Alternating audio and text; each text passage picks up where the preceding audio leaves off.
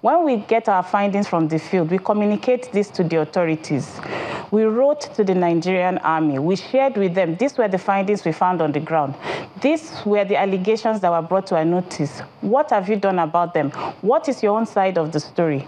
But each time we've written, and it's not just limited to this particular report, they evade answering those questions. It's either they refuse to respond or they refer us to other agencies like the Ministry of Justice, or they choose not to respond until smear campaigns like this. So it's important for us to bring right on the table that at no point does Amnesty International, whether in Nigeria or elsewhere, publishes a report without giving an opportunity to the authorities to clarify situation on ground, to provide further information in order to clear some of the allegations that have been put forward. Amnesty is not destabilizing the country.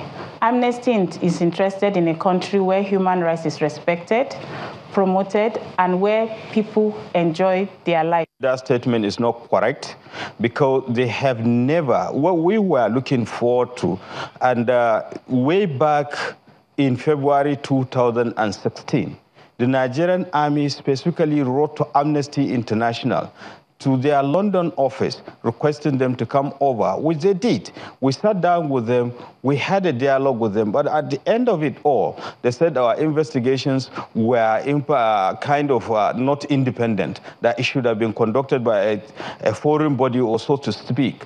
But the truth is that they did not fault the content of that report. The then Provost Marshal, in the midst of even the media, were there. But since then, they refused blatantly to cooperate with the Nigerian army. They only invite the Nigerian army whenever they have finished their reports, and they will just come call you for Photoshop. And if you look at even the launch of their latest report, they just invited the military. What we want, we have the right to know what they are up to, in the sense that without prejudice to their independent and investigative process, in the sense that we want a situation whereby the security forces were involved in the investigative process. If they ask case by case what has happened or what we are doing about it, definitely we will give them. We have established procedure in terms of disciplinary or relating with the public, to the point that we have an established human rights desk, and we have been interfacing